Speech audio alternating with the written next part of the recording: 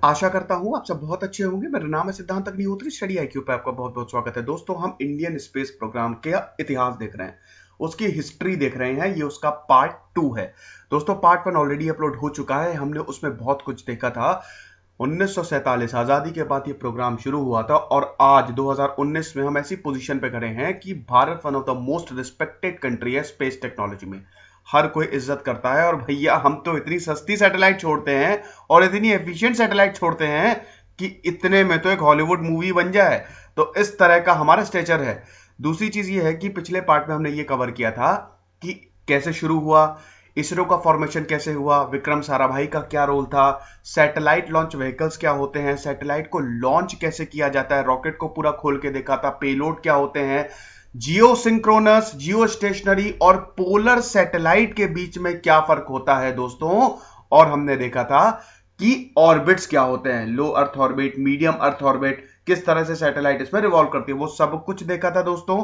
आप देख लीजिएगा। ऑब्जेक्टिव्स भी देखे थे, बहुत ज्यादा इंपॉर्टेंट है दोस्तों। इसके बाद आपको कभी भी कंफ्यूजन नहीं होने वाली इंडियन स्पेस प्रोग्राम अगर कोई भी सैटेलाइट लॉन्च होती है। अब इस पार्ट में हम देखेंगे कि भारत की जो सैटेलाइट सीरीज है वो क्या है, थोड़ा ऑब्जेक्टिव पे और नजर डालेंगे, एप्लीकेशन पे और नजर डालेंगे, एक टाइमलाइन दूंगा मैं, शुरू से क्या हुआ और अभी तक क्या हो रहा है, भारत के फ्यूचर मिशंस क्या हैं और बहुत ही ज्यादा एम्बिशियस मिशंस क्या थे, और सबसे इंपॉर्टेंट हम ये देखेंगे दोस्तों कितने सेंटर्स हैं। भारत के स्पेस सेंटर्स को देखेंगे कि इसरो कितने डिपार्टमेंट्स में डिवाइडेड है और भारत में कितने सारे सेंटर्स है। वो स्टैटिक जीके का भी आपका काम करेगा। तो चलिए आगे बढ़ते हैं। बहुत ज्यादा इंट्रोडक्शन हो गया। सिड को रिकनेक्ट मेरा फेसबुक पेज है, सिद्धांत अग्निहोत्री मेरी फेसबुक प्रोफाइल है। दोनों ही जगह आप लेक्चर की पीडीएफ ले सकते हैं, सवाल भी पूछ सकते हैं। साथ ही साथ हमने हर एग्जाम्स को कवर किया है। इन नंबर्स पे कॉल करिए, वेबसाइट विजिट करिए और अपनी ड्रीम जॉब निकालिए। आपको बहुत ज्यादा फायदा होने वाला है। भारत में जितने भी एग्जाम्स है हमने सब कुछ कवर किया है। तो चलिए दोस्तों आगे बढ़ते हैं।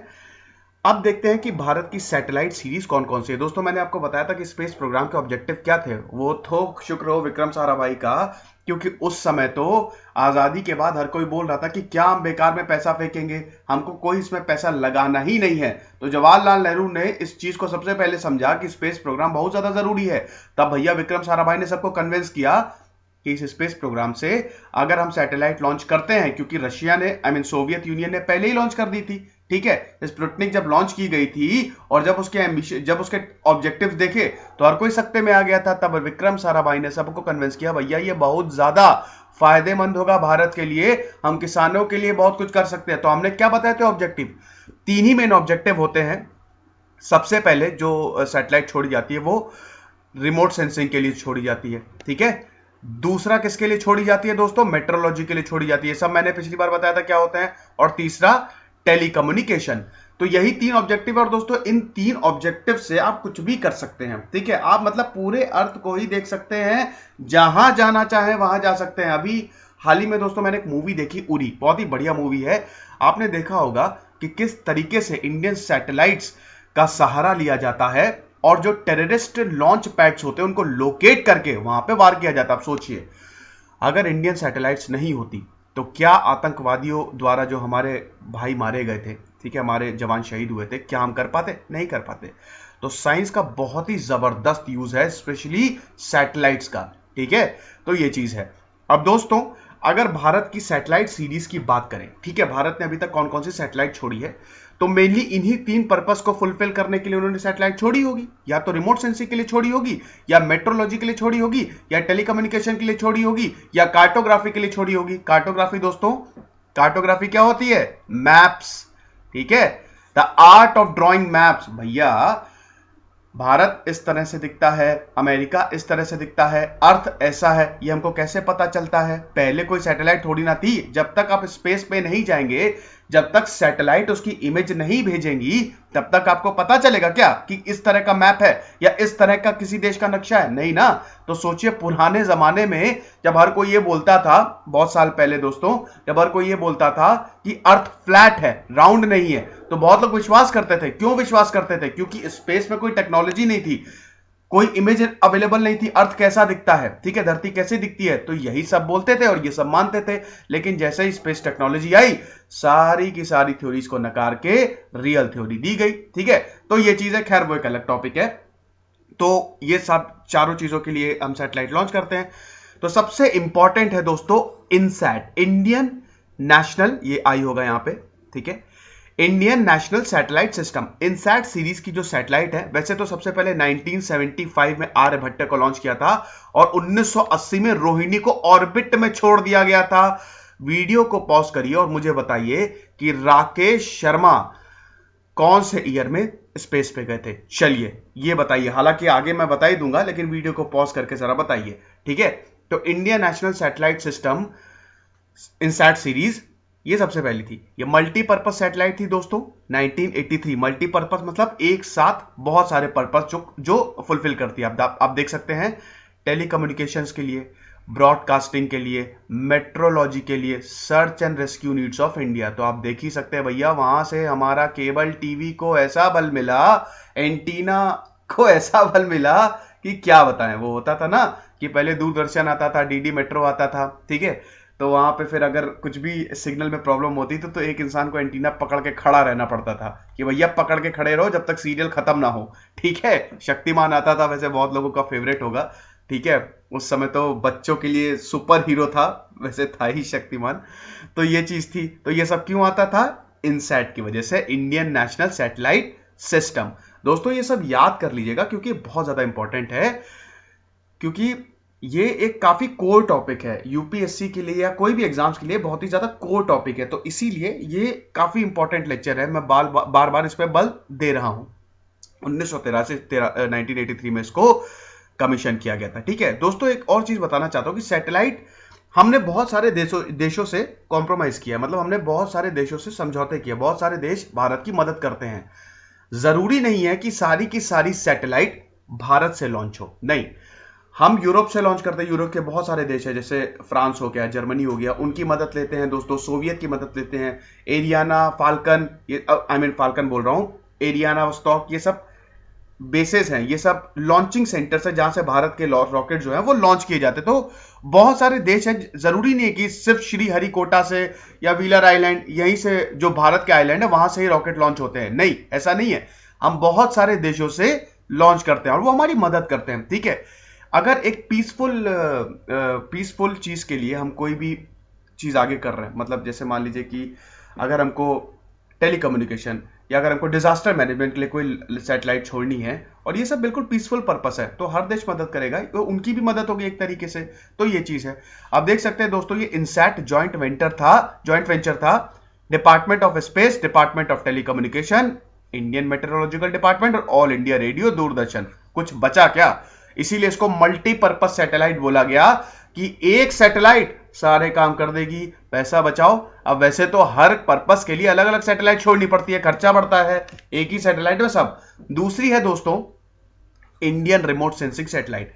जैसा कि मैंने बताया दोस्तों, अब रिमोट सेंसिंग का क्या यूज होता है? अर्थ के पूरे एटमॉस्फेयर को स्कैन करती है, अर्थ को पूरी तरीके से स्कैन करती है, ठीक है। तो ये चीज है, पोजीशन के लिए बहुत इंपॉर्टेंट होती है, और जीपीएस और जो सब यूज होता है तो उसके लिए बहुत इंपॉर्टेंट। IRNSS दोस्तों, भारत एक अपना जीपीएस जो है वो लॉन्च कर रहा है। अब दोस्तों ऐसा है ना कि आपको याद ही होगा, जब कारगिल वॉर हुआ था 1999 में, तो यहां पे सीधा सीधा ये बोल दिया गया था अमेरिका द्वारा, जब भारत ने जब भारत ने अमेरिका से मदद मांगी थी, तो वहां पे सीधा सीधा अमेरिका ने मना कर दिया था कि हम अपनी सैटेलाइट आपको यूज करने नहीं देंगे, क्योंकि दुश्मन दोस्तों पहाड़ पे बैठा हुआ था, ठीक है, कारगिल की ऊपर चोटियों पे बैठा हुआ था। दोस्तों कारगिल वॉर पे मेरा सेपरेट सेशन है, 2 लेक्चर, ठीक है, पार्ट 1 पार्ट 2, वो पूरा मैंने समझाया, हीरोज ऑफ कारगिल, आप देख लीजिएगा। तो दुश्मन तो पाकिस्तानी सेनाएं तो जाके चोटी पे पहुंच गई थी, हमको तो नीचे से पूरा ट्रैवल करके उस चोटी तक जाना था। तो दुश्मन यहां पे बैठा था, हमको यहां से जाना था, ये पूरा सफर तय करना था। भाई यहां से तो सेनाएं देख लेंगी और जैसे ही देखेंगी कि कोई आ रहा है, बड़ा बड़ा फायरिंग करेंगी, कुछ आप नहीं कर सकते, तो प्रॉब्लम है। तो यहां पे बोला था भारतीय फोर्सेज ने कि अमेरिका से रिक्वेस्ट की थी कि आप भैया हमको अपनी जीपीएस यूज करने दो, अपना जो सैटेलाइट सिस्टम है वो यूज करने दो, ठीक है। तो यहां पे अमेरिका ने सीधा मना कर दिया था कि नहीं ऐसा हम नहीं करने देंगे, क्योंकि भैया उस समय तो भारत ने न्यूक्लियर टेस्ट कर लिया था अमेरिका के बिल्कुल खिलाफ जाके, ठीक है, अमेरिका के रडार में था भारत, ठीक है, पहले रिश्ते इतने अच्छे थोड़ी ना थे। तो ये चीज है, तो मूड खराब हुआ, नुकसान हुआ। अगर उस समय भारतीय सेना को सैटेलाइट का एक्सेस मिल जाता तो कारगिल वॉर में कैजुअलिटी नहीं होती और बहुत ही जल्दी रिजल्ट आ जाता, लेकिन ऐसा नहीं हुआ। मूड खराब हुआ, भारत ने अपना ही सैटेलाइट, अपना ही जीपीएस बना लिया। जीपीएस हॉस्टाइल एरियाज में काम नहीं करेगा, जो अनहॉस्टाइल मतलब अनफ्रेंडली एरिया, ठीक है, यहां पे काम नहीं करेगा। तो यहां पे भारत ने अपना सैटेलाइट सिस्टम बना लिया और अब तो अपना जीपीएस बना के बैठा हुआ है, नाविक। हालांकि वो 7 सैटेलाइट्स है, उसको लॉन्च करनी है, IRNS 1A 1D, अभी वो मैं बताऊंगा, ठीक है। तो ये चीज है। 2014 में इसकी लॉन्चिंग की शुरुआत की थी दोस्तों, IRNS 1B, उसके बाद 1C D E F, total 7 ये कॉन्स्टलेशन है, ठीक है। और यहां से हम आसानी से किसी भी इंसान की पोजीशन का पता लगा सकते हैं, तो कोई भी प्रॉब्लम नहीं होनी चाहिए। आप देख सकते हैं, IRNSS की ही मैं बात कर रहा था, ठीक है, Indian regional national satellite system, नाविक, ठीक है, अपना ही जीपीएस सिस्टम। गूगल की कोई जरूरत नहीं है, भाड़ में जाओ गूगल, तुम जाओ, तुम फॉरेन कंपनी हो, ठीक है, स्वदेशी हम बनाएंगे। तो यहां पे भारत के वैज्ञानिकों ने बहुत ही दोस्तों, भारत के वैज्ञानिक, इसरो एक ऐसी संस्था है जो वर्ल्ड में सबसे एफिशिएंट है, नो डाउट। यहां पे नासा करोड़ों अरबों रुपए खर्च कर देता है, लेकिन इसरो वही चीज बहुत ही कम दाम में बना के स्पेस में भेज देता है और हर कोई तालियां बजाता है, स्टैंडिंग ओवेशन मिलती है इसरो को। और ये सब दोस्तों, ये सब मेहनत से होता है और हमारे वैज्ञानिक बहुत दिन रात मेहनत करते हैं। तो IRNSS के 2 पर्पस हैं, ठीक है, एक तो SPS और एक रिस्ट्रिक्टेड सर्विस। उसके बाद दोस्तों, ये मैं बता ही चुका हूं कि ये ऑटोनॉमस हमारा स्वदेशी है, ठीक है, और ये पूरा कॉन्स्टलेशन बनाएगा जो पूरा का पूरा भारत सरकार के कंट्रोल में होगा। इसरो इसको डेवलप कर रहा है। अब IRNSS की तो सैटेलाइट काफी ज्यादा लॉन्च हो गई हैं, ठीक है, तो ये बहुत ही जबरदस्त है। जीपीएस सिस्टम हमारा खुद का, गूगल की जरूरत नहीं है। उसके बाद दोस्तों, अगर इसके अलावा देखें तो इसरो ने बहुत सारे अनमैन्ड मिशन लॉन्च किए हैं, ठीक है। वैसे तो राकेश शर्मा गए थे स्पेस पे। उसके बाद दोस्तों बहुत सारे अनमैन्ड, जैसे चंद्रयान 2008 में, 22 अक्टूबर 2008 में इसको भेजा गया था कि भैया मून की पूरी स्टडी करो, ठीक है। तो ये पूरा का पूरा, तो ये एक बहुत बड़ा कदम था, चंद्रयान 1। और उसके बाद अब चंद्रयान 2 भी भेजने की बहुत ही जल्द तैयारी में है, 2022 तक दोस्तों, 2019 तक, यस 2019 तक ये भेजने की पूरी तैयारी में है। बहुत सारे दोस्तों ऐसे मिशन है, वीनस पे, सन पे, इवन जुपिटर पे, इन सब की तैयारी जो है वो शुरू हो चुकी है दोस्तों। आदित्य L1 2021, मंगलयान 2 भी भेजना है, वीनस पे भेजेंगे शुक्रयान। तो दोस्तों बहुत सारे फ्यूचर एक्सप्लोरेशन भेजेंगे। और ये मंगलयान की दोस्तों क्या बात करें, मार्स ऑर्बिटर, भारत के इतिहास में सबसे ज्यादा गर्व का समय तब था जब मंगलयान सेफली लैंड कर गया था मार्स पे। मार्स को पूरा स्टडी करने के लिए इससे पहले अमेरिका ने ही भेजा था और भारत दूसरी कंट्री बना, ठीक है, इससे पहले अमेरिका ने भेजा था, तो सेफली लैंड किया था दोस्तों। और यह बहुत ही गर्व का विषय था, क्योंकि यहां पे 20 गुना ज्यादा अमेरिका ने पैसे खर्च करके मार्स के ऑर्बिटर को बना के मार्स में भेजा था।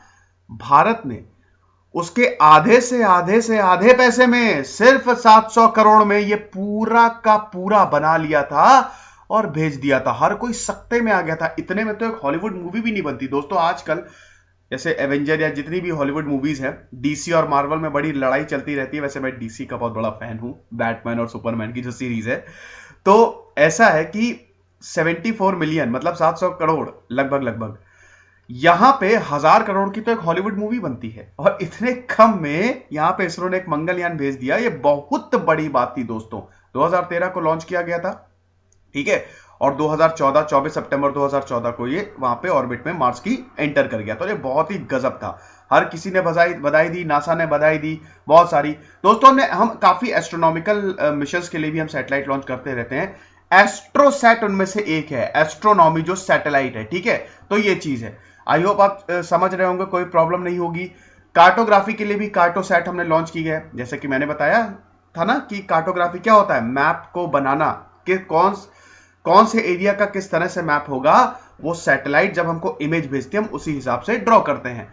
अब दोस्तों अगर एप्लीकेशंस की बात करें तो टेलीकम्युनिकेशन में तो बहुत सारे इसके रूल्स हैं, ऊपर से रिसोर्स मैनेजमेंट में भी ये कमाल का काम करती है। अब देख लीजिए, कम्युनिकेशन नेटवर्क की बात करें तो कितना, हर चीज में ऐसी शायद ही कोई ऐसी चीज हो जो हमारी सैटेलाइट्स ना छूती हो। और इसमें सबसे इंपॉर्टेंट दोस्तों वेदर फोरकास्टिंग, बहुत ही ज्यादा कब मौसम बदलने वाला है ये पहले ही से हमारी सैटेलाइट बता सकती हैं। वो चेंज इन एटमॉस्फेयर और विंड से पूरा बताया जाता है जब वो इमेजेस क्लिक करती हैं और पूरा एनालिसिस होता है वो, ठीक है। तो ये चीज है, कोई नेचुरल डिजास्टर जैसे कि मान लीजिए कि बहुत ज्यादा बारिश होने वाली है, बादल फटना, ये भी, इसकी भी फोरकास्टिंग की जाती है। रेडियो नेटवर्किंग सबसे एफिशिएंट टेलीकम्युनिकेशन में इसकी, कंप्यूटर कम्युनिकेशन जिसकी वजह से आज सब कुछ चल रहा है, अगर कंप्यूटर ना हो तो सब कुछ ठप, ये चल रहा है। तो ये चीज है। अब इसके बाद अगर IRS की बात करें तो ये अपना काम कर रही है, ठीक है। भारत के अलग अलग जितने भी लोकेशंस हैं उसकी इमेजेस कैप्चर करके, अगर कहीं प्रॉब्लम्स हैं वो सब भेजती रहती है, कोई दिक्कत नहीं है, वो पूरा स्कैन कर रही है भारत को। IRS सैटेलाइट्स अलग अपना काम कर रही हैं। उसके बाद अगर रिसोर्स मैनेजमेंट की बात करें दोस्तों, तो हर चीज को हमारी सैटेलाइट्स देखती रहती है। सॉइल इरोजन, कहां पे ग्राउंड वाटर कम है, क्योंकि दोस्तों एडवांस टेक्नोलॉजी होती है, पूरा अंदर तक स्कैन करती है हमारी सैटेलाइट्स और उसकी इमेज जो है वो भेजती है। और जैसे जैसे दोस्तों साल आगे बढ़ते जा रहे हैं वैसे वैसे हमारी टेक्नोलॉजी इंप्रूव होती जा रही है। तो ये कमाल है। और ये अल्टीमेटली सबसे ज्यादा अगर किसी को मदद करती है तो वो है हमारे किसान। तो उस समय यही तर्क दिया था विक्रम साराभाई ने कि ये सबसे ज्यादा हमारे किसान भाइयों को मदद करेगी। भैया एग्रो बेस्ड इंडस्ट्री लगाने का श्रेय, सबसे ज्यादा श्रेय विक्रम साराभाई को ही जाता है। तो ये चीज है, डिफेंस के लिए तो वरदान है भारत की सैटेलाइट। डिफेंस के लिए Indian air force, Indian army, navy, इन सब के लिए सैटेलाइट बहुत ही इंपॉर्टेंट रोल प्ले करती है। दोस्तों GSAT-7A जो कि मिलिट्री यूज के लिए इंडियन एयरफोर्स और इंडियन नेवी के लिए एक बहुत ही एडवांस सैटेलाइट है जो दोनों यूज करते हैं। दुश्मन के मूवमेंट्स का पता लगा सकती हैं, दुश्मन के लॉन्च पैड्स का पता लगा सकती हैं और आसानी से हमारी आर्मी जो है इन सब की मदद लेती है और दुश्मन हमला ना करे ये सब देखती हैं। सबसे बेस्ट एग्जांपल आप उरी देख लीजिए, आपको समझ में आ जाएगा। और जैसा कि बताया कि GSAT-7 एक बहुत ही एडवांस मिलिट्री कम्युनिकेशन सैटेलाइट है। अब दोस्तों स्पेस सेंटर्स की बात करते हैं। स्पेस सेंटर्स, ये सैटेलाइट कहां कहां से लॉन्च होती हैं, कहां कहां बनती हैं, ठीक है, और कौन कौन से स्पेस सेंटर्स हैं जो साथ में काम करके ये जो हमारे मिशंस हैं इनको पूरा करने में मदद करते हैं, सपनों को साकार करते हैं भैया। तो ऐसा है, अगर इसरो की बात करें, ठीक है, इंडियन स्पेस रिसर्च ऑर्गेनाइजेशन, जब मैंने बताया था इससे पहले इनकॉस्पार एक कमेटी बनी थी, ठीक है, जब बोला गया था कि भारत को स्पेस में अब एक्सप्लोरेशन जो है वो स्टार्ट कर देने चाहिए। वो 1962 में बना था। एक साल बाद उसी साल तुम्बा लॉन्चिंग रॉकेट लॉन्चिंग सेंटर बन गया था। और उसके बाद 15 अगस्त 1969 को इसरो बना था। विक्रम साराभाई जो थे वो इसके पहले चेयरमैन थे और वहीं से ही फिर भारत का जो स्पेस प्रोग्राम है वो स्टार्ट हो गया था। विक्रम साराभाई को father of Indian space program बोला जाता है। और इधर पैरेलली क्या चल रहा है, पैरेलली DRDO चल रहा है जो कि एक जबरदस्त संस्था है दोस्तों। भारत को डिफेंस सेक्टर में इतना मजबूत कर दिया है, अग्नि, पृथ्वी, मिसाइल्स, ये जो सीरीज है और बहुत सारी, कि क्या बताएं। DRDO पे फिलहाल मैं एक सेपरेट लेक्चर लेके आऊंगा। अभी खाली मैं स्पेस प्रोग्राम देख रहा हूं। अभी हम हिस्ट्री ऑफ डिफेंस या हिस्ट्री ऑफ मिसाइल प्रोग्राम अभी हम नहीं देख रहे हैं। उसको जब हम कवर करेंगे तब मैं बताऊंगा कि DRDO की प्रोग्रेस कैसे हुई। फिलहाल अगर हम स्पेस सेंटर्स की बात करें दोस्तों तो आप देख सकते हैं कितने सारे हैं। और ये स्टैटिक जीके में बहुत बार पूछे भी जाते हैं कि ये सेंटर्स कहां पे हैं। इवन बैंक के एग्जाम्स में भी कई बार पूछे जाते हैं। तो सबसे important Vikram Sarabhai space centre जो कि तिरुवनंतपुरम है, तिरुवनंत LPSC। उसके बाद सतीश धवन स्पेस सेंटर बहुत ही इंपॉर्टेंट है, श्रीहरिकोटा। यहां से बहुत सारी सैटेलाइट जो है वो लॉन्च की जाती है। अब मैंने आपको बताया था ना, जियो स्टेशनरी सैटेलाइट होती है, पोलर सैटेलाइट होती है। ये अर्थ है, अगर पोल्स का चक्कर काटना है तो पोलर सैटेलाइट, जियो मतलब अर्थ के इक्वेटर का चक्कर काटना है, इक्वेटर को फॉलो करना है तो जियो स्टेशनरी। वो सब मैंने आपको बताया था पिछले में, वो देख लीजिएगा, ठीक है, तो दोबारा रिपीट करने का कोई फायदा नहीं है। तो उसके बाद ISAC बैंगलोर में है, स्पेस एप्लीकेशन आप देख सकते हैं। फिर NRSC, फिर ISU डेवलपमेंट, DECU, ये सब जितने भी यूनिट्स हैं, जितने भी लैब्स और जितने भी सेंटर्स हैं, साथ मिलके काम करते हैं दोस्तों। हर एक सेंटर का एक स्पेसिफिक पर्पस है और ये सब साथ मिलके दोस्तों काम करते हैं। हर एक सेंटर का एक स्पेसिफिक पर्पस है। आपको सैटेलाइट बनानी है, चलो तुम बनाओ। उसके बाद इसको ऑर्बिट में रखना है, आप प्रोग्रामिंग करो, और उसके बाद जब लॉन्चिंग की तैयारी आती है तो ये सब मिलके एक साथ कोऑर्डिनेशन करके ये सब चीजों को करते हैं, और इसी को पूरा इसरो बोला जाता है। ठीक है, तो आई होप ये समझ में आ गया होगा। इसके अलावा दोस्तों आप ये सब देख सकते हैं, इसके अलावा और भी सेंटर्स हैं, और ये भी सब भारत के स्पेस प्रोग्राम के लिए ही काम करती है। अंतरिक्ष हो गया, एनपीएल, ठीक है, नेशनल फिजिकल लेबोरेटरी अहमदाबाद में, जो कि विक्रम साराभाई ने स्टैब्लिश किया था। 28 साल के थे, खाली 1947 में इसको स्टैब्लिश कर दिया था। ठीक है, तो ये चीज है। उसके बाद NARL, फिर NESAC, तो ये सब आप देख सकते हैं। ठीक है, IIST एक बहुत ही ज्यादा इंपॉर्टेंट इंस्टीट्यूट दोस्तों, बहुत ही ज्यादा स्पेस टेक्नोलॉजी के उसमें, और आप चाहें तो इन सब जगह जा भी सकते हैं। ठीक है, वैसे तो ये जो सेंटर्स हैं इनमें अगर आपको जाना है तो आपको अपनी PhD तो कंप्लीट करनी ही होगी। ठीक है, बहुत ही एक क्या कहते हैं प्रेस्टिजियस इंस्टीट्यूशंस है, PhD करके अप्लाई करिए। लेकिन यहां पे आप डायरेक्टली भी जा सकते हैं, वो आप देख लीजिएगा, जब इनकी वेबसाइट विजिट किया कीजिए और नोटिफिकेशंस को देखते रहा करिए। ठीक है, ये देख लीजिए आप इसरो का पूरा ये जो मैंने बताया था। ठीक है, इसी का ये पूरा खाका है, डायग्राम में बता दिया आपको। ये तो पूरा का पूरा इसरो बनाता है, सरकार के अंदर है दोस्तों। सबसे इंपॉर्टेंट गवर्नमेंट ऑफ इंडिया, उसके बाद डिपार्टमेंट ऑफ स्पेस जो कि इसरो है, और इसके बाद ये आ जाता है। तो ये सब जो है ये साइड लाइंस है। ठीक है, और ये अलग, लेकिन इसरो के अंदर ये सब मैं आपको बता चुका हूं, अभी मैंने लिस्ट दी थी, कोई प्रॉब्लम नहीं है। सब कोऑर्डिनेट एक साथ काम करके भारत के स्पेस प्रोग्राम को बनाती है। तो हमको गर्व होना चाहिए और हमको कोई टेंशन नहीं लेनी चाहिए। जब ऐसी संस्था हमारे साथ है तो क्या टेंशन की बात है। अब दोस्तों ये पूरी की पूरी टाइमलाइन है, अभी तक क्या हुआ आप देख सकते हैं। सबसे पहले टर्ल्स थुम्बा 1962 तिरुवनंतपुरम। उसके बाद दोस्तों ये पूरा सैटेलाइट टेलीकम्युनिकेशन सेटअप हुआ था 1967। RS-75 भैया पहला भारत का इंडिजिनस खुद से बना हुआ रॉकेट भारत ने बनाया था 1967, कोई दिक्कत नहीं। आर्यभट्टा 1975। साइट्स बहुत ही ज्यादा इंपॉर्टेंट 1975-76 नासा के साथ मिलके। उसके बाद दोस्तों साइट के आप देख सकते हैं, ये इन्होंने कितना ज्यादा काम किया है। 2 लाख लोगों को इन्होंने बेनिफिट किया, 2400 विलेजेस को कवर किया। कमाल, जो विक्रम साराभाई का सपना था साकार किया उसे। उसके बाद दोस्तों हमारा लॉन्चिंग व्हीकल SLV जो रोहिणी सैटेलाइट को ले जाने वाला था, और 1980 में रोहिणी सैटेलाइट को ऑर्बिट में प्लेस किया गया। फिर उसके बाद भारत की इनसेट सीरीज दोस्तों 1983 आते आते शुरू हो गई।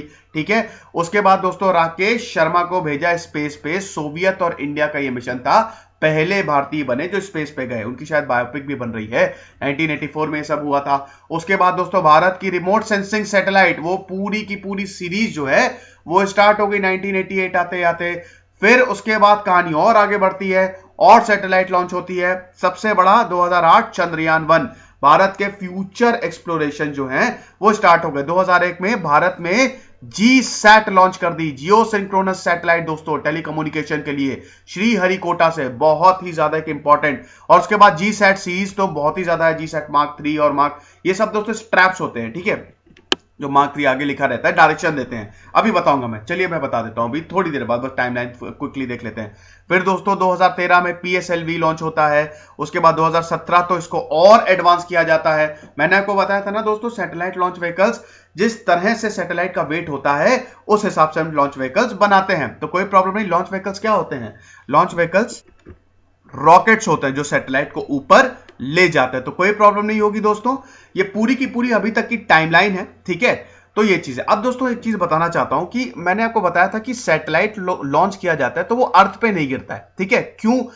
ऐसा है कि अर्थ की ग्रेविटेशनल फोर्स है, और अर्थ है, ये सैटेलाइट यहां पे ऑर्बिट करेगी, तो ये अर्थ पे टेक्निकली गिर जाना चाहिए क्योंकि अर्थ की ग्रेविटेशनल फोर्स उसको खींचेगी। लेकिन ऐसा नहीं होता है। देखिए ऐसा होता है कि जब हम सैटेलाइट लॉन्च करते हैं तो टेंजेंशियल फोर्स अप्लाई होती है जो इसको बाहर की तरफ ढकेलती है। ठीक है, और ये बैलेंस कर देती है अर्थ की इस फोर्स को। इस तरह से सैटेलाइट को डिजाइन किया जाता है। और वैसे भी ऑर्बिट्स में स्ट्रैप्स होते हैं। ठीक है, ये नीचे स्ट्रैप्स लगे होते हैं। ठीक है, डायरेक्शनल स्ट्रैप्स, जो कि ऑर्बिट में जैसे मार्क 3 मार्क 2 ये सब स्ट्रैप्स होते हैं। ठीक है, ये क्या करते हैं? ये ऑर्बिट्स में ढकेलने में मदद करते हैं सैटेलाइट को, जिसकी वजह से ऑर्बिट पकड़ लेता है। तो इस वजह से भैया नहीं गिरती। आई होप ये चीज आपको समझ में आ गई होगी। तो ये दोस्तों इंडियन स्पेस प्रोग्राम पे पूरा इतिहास था। मैंने सब कुछ कवर किया है, आपको भी पढ़ना है, लेकिन अब आपको एक बहुत ही बेटर अंडरस्टैंडिंग हो जाएगी। तब तक खुश रहिए, पढ़ते रहिए। दिस इज सिद्धांत अग्निहोत्री साइनिंग ऑफ। DRDO पे, इंडियन मिसाइल प्रोग्राम पे भी मैं बहुत ही जल्द वीडियो ले आऊंगा। थैंक्स।